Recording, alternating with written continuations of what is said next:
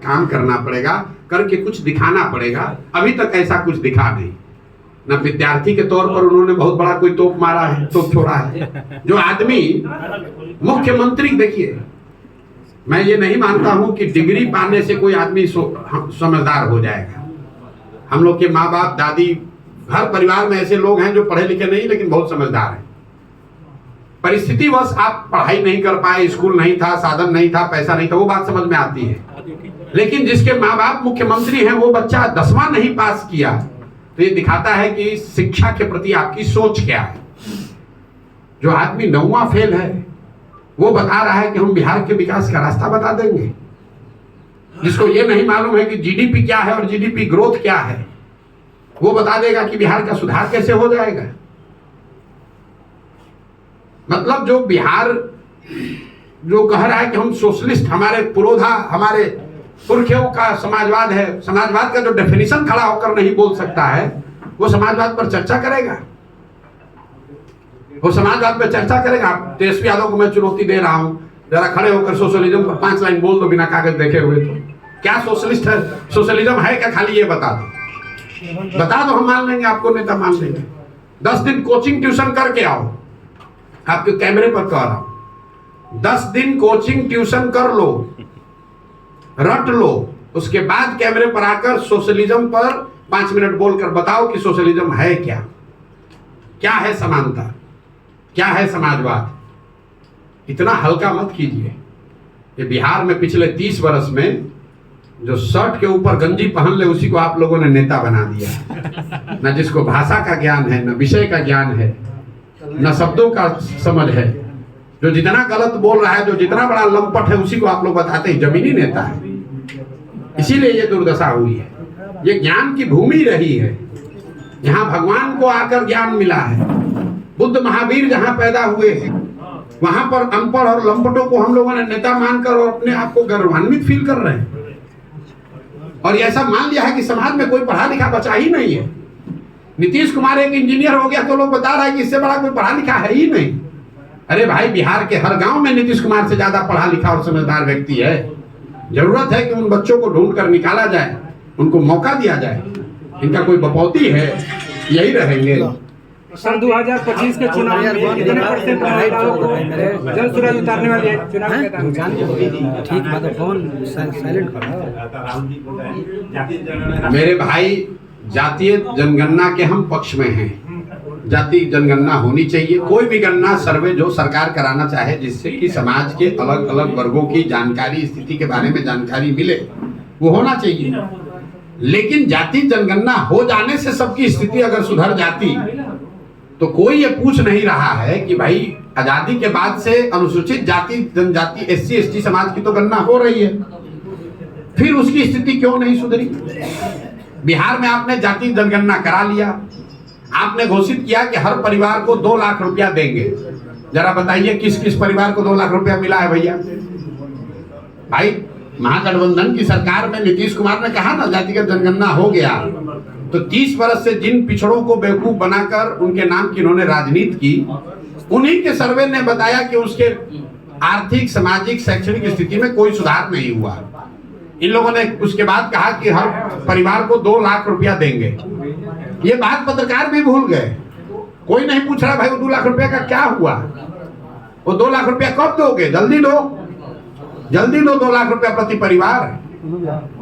जैसे तेजस्वी यादव ने कह दिया 10 लाख नौकरी दे देंगे, वैसे नीतीश कुमार ने कह दिया हर परिवार को 2 लाख रुपया दे देंगे। कहां से दे दोगे भाई? सैलरी का तुमको पैसा नहीं है, केंद्र सरकार से भीख मांग रहे हो, तब तुम्हारा सरकार चल रहा है। ऐसी दुर्दशा आपने बिहार की बना दी है। और आप 2 लाख रुपया दे दीजिएगा हर परिवार को, कैसे दे दीजिएगा? और अगर दे सकते हैं तो दे दीजिए, हम लोग आपका करेंगे, आपका सम्मान करेंगे अगर आप ये कर दीजिए। जातिगत जनगणना होना चाहिए, लेकिन उससे देश के, राज्य के विकास की सारी कुंजी है वो, ऐसा बात नहीं है। ये तो ऐसे हुआ कि आप कहिए कि हम लाइब्रेरी में जाएंगे और जाकर बस आइंस्टीन बन जाएंगे। अरे भाई, लाइब्रेरी में किताब है, वो किताब होने से आप आइंस्टीन थोड़े ना हो जाइएगा। किताब को पढ़िएगा, पढ़कर कुछ कीजिएगा, तब ना कुछ समझदारी होगी। राहुल गांधी का आपने नाम लिया, राहुल गांधी की पार्टी की सरकार रही है करीब करीब 50-55 साल। ज्ञान उनको आज हुआ है कि जातिगत जनगणना से ही देश का विकास होगा। अगर ये ज्ञान उनको पहले था तो पहले ही कर देते, हम लोग सबका कल्याण हो गया होता। और मान लीजिए कि आज उनको ज्ञान हुआ, ये भी बात हो सकती है, आज उनको पता चला, आदमी हर रोज सीखता है। तो अगर आज ज्ञान हुआ है तो छोड़िए देश का बात, कर्नाटक में, तेलंगाना में, हिमाचल में 3 जगह कांग्रेस की सरकार है, वहां पर तुरंत जातिगत जनगणना कराना चाहिए और कराकर कर्नाटक, तेलंगाना और हिमाचल की गरीबी को दूर कर देना चाहिए। पूरा देश नतमस्तक होकर राहुल गांधी को मान लेगा कि ये भगवान के भेजे हुए नए दूत हैं, इनके पास वो कुंजी है, वो तरीका है कि भाई जातिगत जनगणना होगा, गरीबी खत्म हो जाएगा खटाखट। कल आपने कहा था कि 40 सीटों पर मुस्लिम कैंडिडेट उतारिएगा, अगर 40 सीटों पर आरजेडी अगर कैंडिडेट उतारती है मुस्लिम, तो आप क्या करेंगे? मेरे भाई, मैंने कोई मुसलमानों के नजरिए से नहीं कहा। जो जन सुराज का फॉर्मूला है, जन सुराज सिर्फ काबिल आदमी को चुनाव लड़ाएगा। हमारे लिए काबिलियत पैमाना है, लेकिन हर समाज में चुनाव तो 243 आदमी लड़ेगा और बिहार में काबिल तो लाखों लोग हैं। तो उसमें से किस समाज के कितने काबिल लोगों को लिया जाए, उसके लिए ये फॉर्मूला बनाया गया कि जिस समाज के लोगों की जितनी संख्या है उसको उतनी भागीदारी, उस समाज के उतने काबिल लोगों को भागीदारी मिल जाएगी। उस हिसाब से मुसलमानों की आबादी अगर 18% है तो करीब करीब 40 सीट पर काबिल मुसलमान आदमी लड़ना चाहिए। हमने आरजेडी को लेकर दूसरी बात कही, हमने ये कहा कि 30 वर्ष से जिस समाज के वोट से ये अपना लालटेन जला रहे हैं, जिस समाज के ये हिमायती बनने की कोशिश कर रहे हैं, दावा करते हैं, उसके लिए उन्होंने किया कुछ नहीं। लेकिन अब चलो तुमको चुनौती देते हैं, तुम बता दो कि जो 40 सीट दोगे तो हम वहां पर छोड़ देंगे, हम मुस्लिम वहां पर उम्मीदवार नहीं देंगे, वहां हिंदू लड़ा लेंगे, कोई बात नहीं, क्योंकि हमारे पास तो हर समाज का काबिल आदमी है। लेकिन इनका दम नहीं है।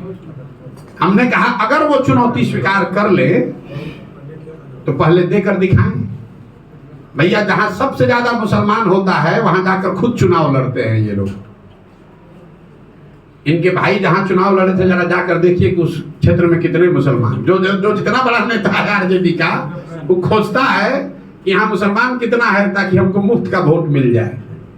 इसलिए ये चुनौती दी है और अगर चुनौती स्वीकार करेंगे तो हम मान मिलेंगे। कटिहार एक जिला आपने सुना होगा, कटिहार में 47% मुसलमान है, वहां आरजेडी ने एक भी मुसलमान को टिकट कभी नहीं दिया है। ये तो मुसलमानों को बेवकूफ बनाते हैं।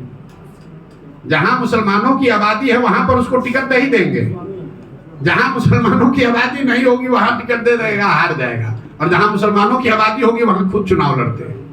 आनंद जी जैसे लोग जुड़े हैं सर आपके साथ जिले में, क्या कुछ कहना चाहेंगे? आरक्षण को लेकर प्रशांत किशोर की सोच ये है कि जो संवैधानिक व्यवस्था आरक्षण को लेकर बाबा साहब अम्बेडकर के संविधान में है वो बनी रहनी चाहिए।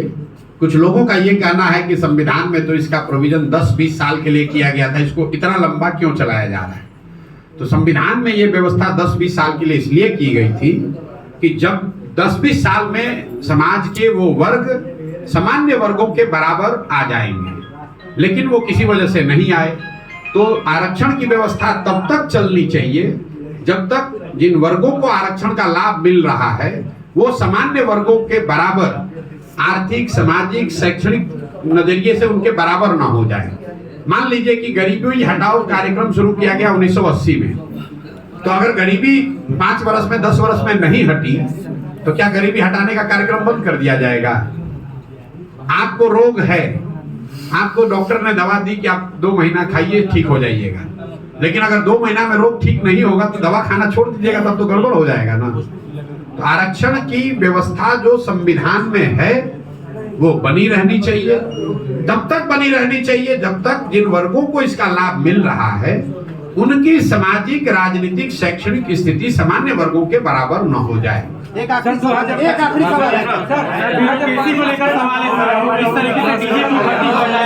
ठीक है भैया, बहुत बहुत धन्यवाद।